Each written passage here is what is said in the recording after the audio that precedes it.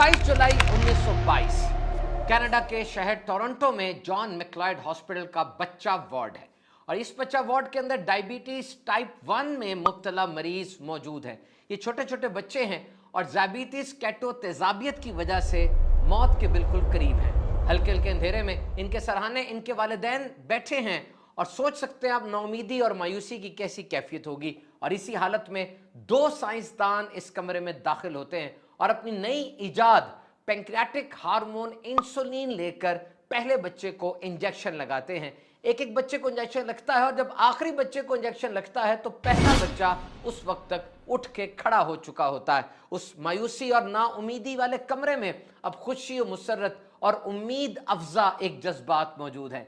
जी हाँ, साइंस ने बहुत तरक्की की और बहुत सी ऐसी अद्वियात हैं जिनकी वजह से आज बीमारियां कम हो गई या खत्म हो गई। वैक्सीनेशन की इजाद एक बहुत बड़ा लैंडमार्क समझा जाता है।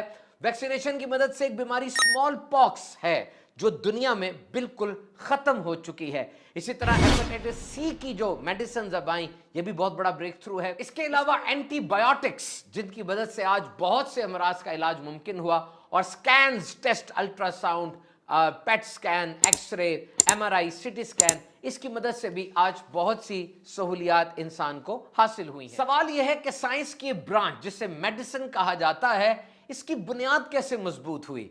याद रखिए, बुनियाद मजबूत हो तो ऊपर इमारत खड़ी करना ये मुश्किल नहीं होता। Who laid the foundation? And now we have a very big palace standing on that foundation. आज उस बुनियाद पर ही जो बड़ा महल हमें खड़ा नजर आता है, कौन इसके पायनियर्स थे। मैं कुछ नाम आपके सामने बोलता हूं, मुझे बताइएगा क्या इन नामों से आपकी आशनाई है। नंबर 1, इब्ने सीना। इन्होंने किताब लिखी कैनन ऑफ मेडिसिन, जिसके अंदर दवाइयों की खूबियां, दवाइयों के खवास बताए गए और जिसे आज फार्माकोलॉजी की दुनिया में mother of all the books कहा जाता है। अल राजी, पर्शियन फार्माकोलॉजिस्ट, जिनकी लिखी हुई कुतुब आज भी दुनिया के अंदर मानी जाए। अल बैरूनी, इनकी लिखी हुई कुतुब और फार्माकोलॉजी यानी अद्वियात पर जो काम हुआ, कोई इसका सानी नहीं समझा जाता। जी हां, ये मुसलमान हैं जिन्होंने फार्माकोलॉजी और मेडिसिन की बुनियाद डाली।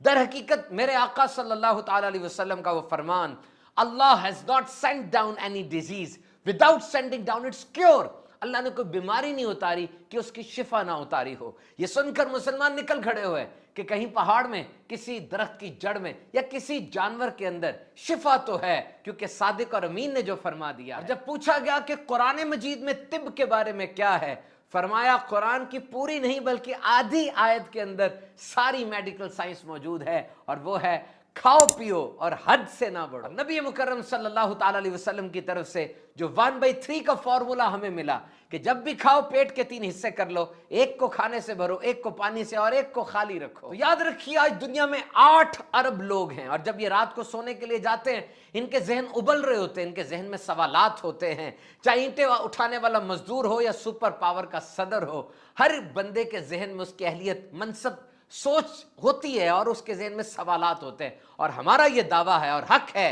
कि इस्लाम के पास इन सारे सवालों का ज़बरदस्त और बेहतरीन जवाब मौजूद है। इस्लाम इज़ द बेस्ट वे।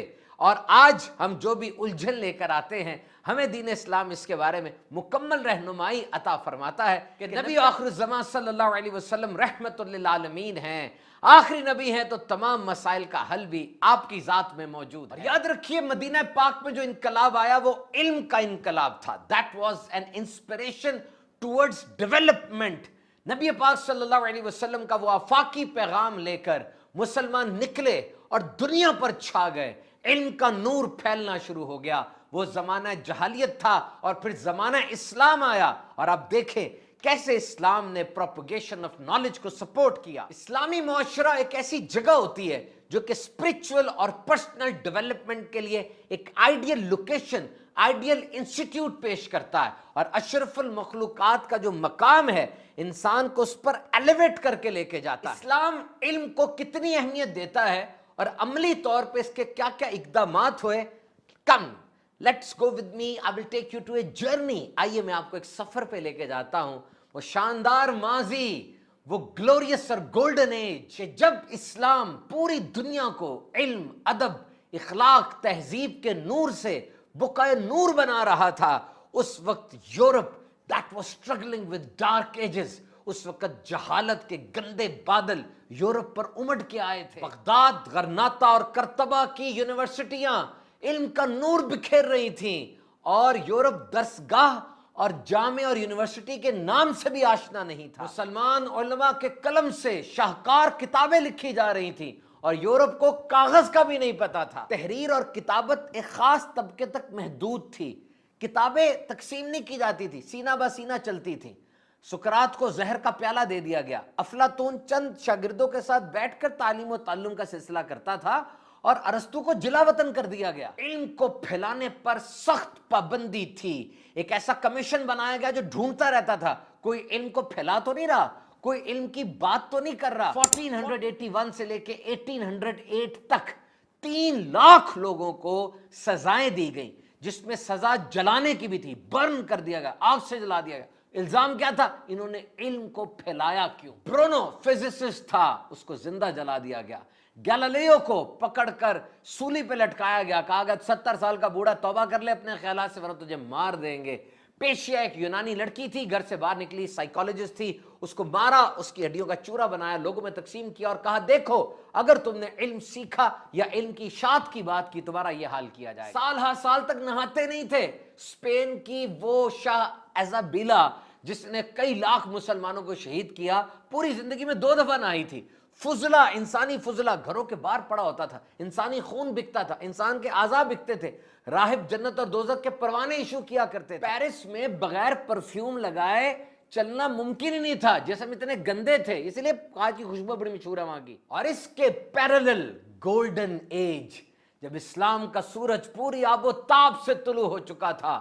اسلامی دنیا میں ان گنت مسجدیں تھیں، ان میں ان گنت مدرسے تھے، ان میں ان گنت لائبریریز تھیں. ویل ڈیوران اپنی کتاب میں لکھتا ہے کہ مورخوں، فقی، محدثین، جغرافیہ دان، حساب پڑھنے والے، فزسسٹ، ایسٹرولوجسٹ اتنے ہوتے تھے اسلامی دنیا میں کہ گلیاں بھری ہوتی. کوئی ایک بادشاہ، کوئی ایک فرما روا اسلامی سلطنت میں مجھے بتا دیں تاریخ انسانی میں مسلمان فرما روا جس نے تعلیم پر پابندی لگائی. شیخ سعدی یہ فرماتے کہ جامعہ نظامیہ میں نے ایک ہی نظر میں 7,000 سے زیادہ طلبہ کو دیکھا جو وہاں بیٹھ کر علمی مباحثے کر رہے تھے، علم کے ارتقاء کی بات ہو رہی تھی. وہ عرب جہاں نبی پاک صلی اللہ علیہ وسلم کی بعثت ہوئی زمانہ جاہلیت میں سسک رہے تھے، حضور کی تربیت سے دنیا پر حکومت کرنے والے اور علم میں دنیا کو لیڈنگ فرام دا فرنٹ لے کے جانے والے بن گئے. عہد مامون میں بغداد کی آبادی 10 لاکھ تھی، اس میں 30,000 مساجد تھی، 10,000 حمام تھے، 1,000 محل اور 800 طبیب تھے. جامعہ کرتبہ بہت بڑی جامعہ ہے، اس کی بنیاد عبد الرحمن دی تھرڈ نے ڈالی تھی. اس کی لائبریری میں 6 لاکھ کتابیں تھیں اور 36 لائبریری سرکاری سرپرستی میں چلتی تھی. جب بھی کوئی گھر بنتا تھا اس میں لائبریری مسٹ ہوتی تھی، کوئی ایسا گھر تصور بھی نہیں تھا کہ اس میں لائبریری نہیں ہو. قاہرہ میں میڈیکل یونیورسٹی تھی جہاں پوری انٹروسپیکشن کرنے کے بعد میڈیکل کی ڈگری باقاعدہ لانچ کی جاتی، دی جاتی. کرتبہ مراکش میں سکن انڈسٹری تھی، یعنی کھال کارخانے تھے، ٹینریز تھی، کاغذ کے کارخانے بنائے گئے، فارمنگ کی گئی، میٹلرجی کی باقاعدہ کارخانے اور ان کے انسٹیٹیوٹس بنائے گئے. آدھے سے زیادہ سیاروں کے نام عربی ہیں کیونکہ اسٹرالوجی بڑی ضروری تھی اور چاند، تارے، سورج کی موومنٹ سے تو نمازیں پڑھنی ہے، چاند کی موومنٹ سے تو روزے رکھنے ہیں. ایک سلطان کے وزیر نے 1 لاکھ اشرفیہ مختص کی کہ غریب طلبہ کو پڑھایا جائے اور یونیورسٹی کی تعلیم دلوائی جائے. سلطان محمود غزنوی کو پتا چلا کہ خوارزم وہ بندہ تھا، اس کے دربار میں البیرونی اور ابن سینا جیسے لوگ موجود ہیں. اس نے کہا فوراً ان کو ہمارے پاس بھیج دیا جائے. اس درباروں میں 400 علماء ہر وقت موجود رہا کرتے تھے. جرمنی اور انگلینڈ میں پہلے عربی مدرسے کھولے گئے، 400 سال تک ان کی درسگاہوں میں عربی پڑھائی جاتی رہی کیونکہ سارا علم عربی میں ہی تھا. راجر بیکن جس نے خود ان مدرسوں میں تعلیم حاصل کی ببانگ دوہل کہا کرتا تھا کہ علم سیکھنے کا واحد ذریعہ ہی عربی زبان. اور یہ جو آج کنوکیشن ہوتا ہے یونیورسٹیوں میں، اوپر وہ ہیٹ پہنتے ہیں اور لمبا سا چوغا پہنتے ہیں، یہ تھوب ہے عربی کا، وہیں سے لیا ہوا اور آج تک چل رہا ہے. فرینچ پارلیمنٹ میں ایک بندے نے کھڑے ہو کر کہا there was once a civilization that was greatest in the world, continental superstars that stretched from ocean to ocean and from northern climes to tropics to desert, people from different creed and ethnic origin, architects who designed buildings that defied gravity, paved the way for space travel. When sensors have threatened to wipe off the knowledge, that civilization kept that alive. कहता है कि वो तहजीब जो एक समुंदर से दूसरे समुंदर, एक सहरा से दूसरे सहरा तक गई हुई, जिन्होंने ऐसी इमारतें बनाई, करतबा में अलहमरा की बात कर रहा होगा, जहां पर हजारों ऐसे फवारे लगे थे जो खुद ब खुद चलते थे, ग्रेविटी इंड्यूस्ड फवारे। और इकबाल ने जब अपने असलाफ के कलमी शाहपारे यूरोप की लाइब्रेरीज में देखे तो यही जुमला कहा था, मगर वो इल्म के मोती किताबें अपने आबा की, जो देखे इनको यूरोप में तो दिल होता है सी पारा। और जो भी मुसलमान वहां जाए देखे, उसके दिल के यही जज्बात होते हैं। यूरोप और अमेरिका के कुतुब खानों में हजारों किताबें पढ़ी हैं, हजारों लाखों चीजें और किताबें मखतूते पढ़े हुए, और हजारों यूरोपियंस और अमेरिकन उन्होंने अपनी जिंदगियां वक्फ की हुई हैं मुसलमानों की तहजीब को, इनकी स्टडी को, इनकी हिस्ट्री को पढ़ रहे हैं। अगर कुछ तो होगा ना कि इनके ऊपर हाशिए लिखे जा रहे हैं जनाब, तशरीहात हो रही हैं, तहकीकात हो रही हैं। आखिर अहले मगरिब मुसलमानों की जबान, तहजीब, अदब और इस काम पे इतने मेहरबान क्यों हैं? कुछ तो है ना। वाकई नबी पाक सल्लल्लाहु ताला अलैहि वसल्लम की तालीमात पर मुसलमान अमल करते रहे, सुन्नतों को अपनाते रहे, और जो दीन आपने अता फरमाया उसको कॉपी पेस्ट करते रहे, दुनिया पर छा गए। लेकिन आज अमल से दूर होने की वजह से ये दिन देखने पड़ रहे हैं। हमें चाहिए कि अमल करें। आप भी आगे बढ़िए, इल्म दीन हासिल कीजिए और उस इल्म पर अमल करने की कोशिश कीजिए, अपना हिस्सा डालते चले जाइए। इंशाअल्लाह अल्लाह के करम से सब बेहतर होता चला जाएगा।